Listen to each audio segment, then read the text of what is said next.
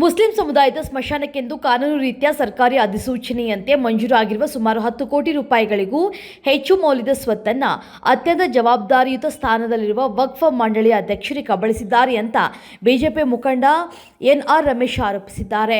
ಅಲ್ಲದೆ ದಾಖಲೆಗಳ ಸಮೇತ ಲೋಕಾಯುಕ್ತಕ್ಕೆ ದೂರು ನೀಡಿದ್ದಾರೆ. ಚಿತ್ರದುರ್ಗ ನಗರದ ಅಗಸನಕಲ್ಲು ಗ್ರಾಮದಲ್ಲಿನ ಜಮೀನನ್ನು ಕರ್ನಾಟಕ ರಾಜ್ಯ ವಕ್ಫ್ ಮಂಡಳಿ ಅಧ್ಯಕ್ಷ ಅನ್ವರ್ ಬಾಷಾ ಸಂಪೂರ್ಣ ಅತಿಕ್ರಮಿಸಿಕೊಂಡು ತಮ್ಮ ಮಾಲೀಕತ್ವದ ಬೃಹತ್ ಖಾಸಗಿ ಶಾಲಾ ಕಟ್ಟಡವನ್ನು ತಮ್ಮ ಮತ್ತು ವಾಸಕ್ಕಾಗಿ ಬೃಹತ್ ಬಂಗಲೆಯನ್ನು ನಿರ್ಮಿಸಿದ್ದಾರೆ ಅಂತ ಎನ್ಆರ್ ರಮೇಶ್ ಆರೋಪಿಸಿದ್ದಾರೆ. ರಾಜ್ಯದಲ್ಲಿ 2023ರಿಂದ 24ರವರೆಗೆ ಭ್ರೂಣ ಹತ್ಯೆಗೆ ಸಂಬಂಧಿಸಿದ 8 ಪ್ರಕರಣಗಳು ದಾಖಲಾಗಿವೆ. 46 ಜನರನ್ನು ಬಂಧಿಸಲಾಗಿದೆ ಅಂತ ಆರೋಗ್ಯ ಮತ್ತು ಕುಟುಂಬ ಕಲ್ಯಾಣ ಸಚಿವ ದಿನೇಶ್ ಗುಂಡೂರಾವ್ ಹೇಳಿದ್ದಾರೆ.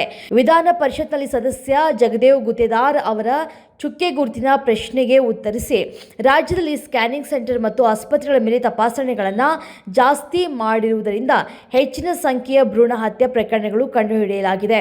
ಈ ಬಗ್ಗೆ ಸರ್ಕಾರಕ್ಕೆ ವರದಿಯಾಗ್ತಾ ಇದೆ ಎಂದರು. ಮೈಸೂರಿನ ಹೆಬ್ಬಾಳ್ ಪೊಲೀಸ್ ಠಾಣೆಯ ಬಳಿ ಇರುವಂತಹ ಬಸವನಗುಡಿ ವೃತ್ತದಲ್ಲಿ ಯುನಿಕ್ ಎಂದು ಹೆಸರಿನ ಸ್ಪಾ ಆ್ಯಂಡ್ ಸಲೂನ್ನಲ್ಲಿ ಅನೈತಿಕ ಚಟುವಟಿಕೆ ನಡೆದಿತ್ತು. ಖಚಿತ ಮಾಹಿತಿ ಮೇರೆಗೆ ಸಹಾಯಕ ಪೊಲೀಸ್ ಆಯುಕ್ತ ಗಜೇಂದ್ರ ಪ್ರಸಾದ್ ನೇತೃತ್ವದಲ್ಲಿ ಪೊಲೀಸರು ದಾಳಿಯನ್ನು ಮಾಡಿದ್ದಾರೆ. ದಾಳಿ ವೇಳೆ ಮಸಾಜ್ ಪಾರ್ಲರ್ನಲ್ಲಿ ಇದ್ದಂತಹ ಹಾಸನ, ಮೈಸೂರು, ಕೆಆರ್ ನಗರ ಮೂಲದ 5 ಮಹಿಳೆಯರನ್ನು ವಶಕ್ಕೆ ಪಡೆದುಕೊಳ್ಳಲಾಗಿದೆ. ವೇಶ್ಯಾವಾಟಿಕೆ ದಂಧೆ ನಡೆಸ್ತಾ ಇದ್ದ ಉಮಾ ಹಾಗೂ ಓರ್ವ ಗ್ರಾಹಕನನ್ನು ಪೊಲೀಸರು ಬಂಧಿಸಿದ್ದಾರೆ.